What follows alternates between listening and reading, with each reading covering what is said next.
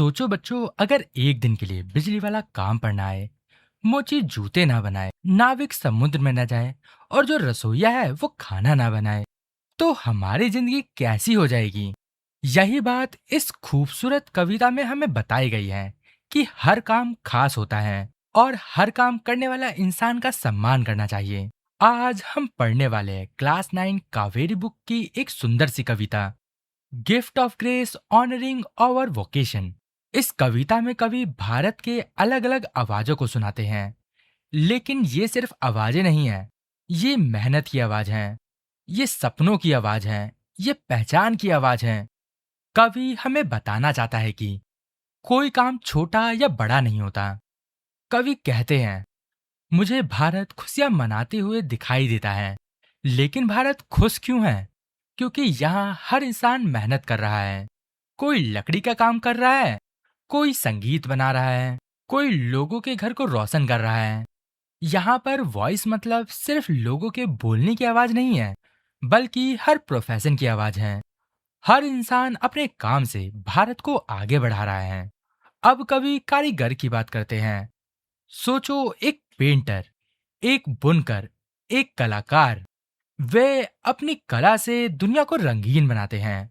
कवि कहना चाहते हैं कि भारत केवल लोगों की विविधता से नहीं है, बल्कि उनकी कलाओं से भी सुंदर बनता है। यहाँ कवि संगीतकारों की बात कर रहे हैं। वे इंस्ट्रूमेंट बजाते हैं, गीत गाते हैं और लोगों की भावनाओं को व्यक्त करते हैं। उनका संगीत गलियों में गूंजता है और सुनने वालों के दिल को खुश करता है। कला और संगीत समाज में खुशी और उम्मीद लाते हैं। अब कवि बढ़ई की बात कर रहे हैं। बढ़ई लकड़ी से सुंदर चीजें बनाता है, टेबल, कुर्सी, दरवाजे आदि। लेकिन खास बात क्या है? कवि कहते हैं, वे मैथमेटिकल प्रिकॉशन यानी बिल्कुल सही नाप और सटीकता से काम करते हैं। इससे पता चलता है कि हर काम में स्किल और इंटेलिजेंसी चाहिए होती है। अब आते हैं इलेक्ट्रीशियन पर। जब पूरा घर अंधेरे में होता है, तब यही लोग हमारे घरों को रोशन करते हैं। वे तारों और केबल के साथ काम करते हैं। कवि कहते हैं कि वे काम करते समय गुनगुनाते भी हैं।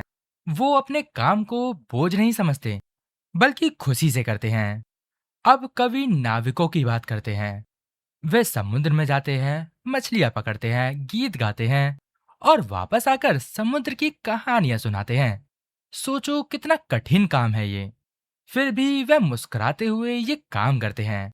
यहाँ कवि मेहनत और साहस दोनों की प्रशंसा कर रहे हैं।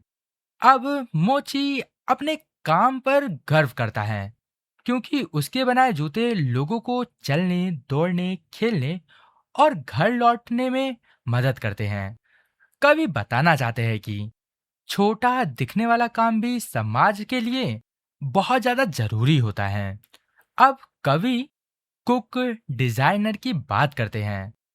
रसोइया स्वादिष्ट पकवान बनाता है, डिजाइनर नई चीजें बनाता है, मासूम घर बनाते हैं। हर व्यक्ति अपने काम में यूनिक है और यही यूनिकनेस उनकी पहचान बनती है। यह कविता में सबसे इम्पोर्टेंट लाइन है, इंसान का काम ही उनकी पहचान बन जाता है।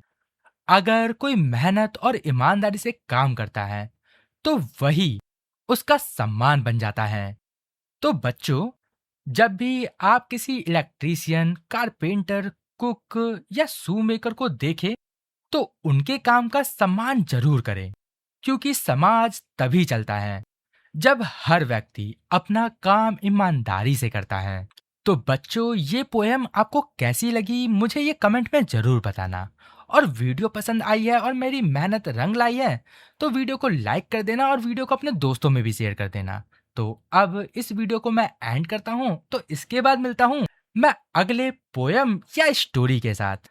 तब तक के लिए गुड बाय।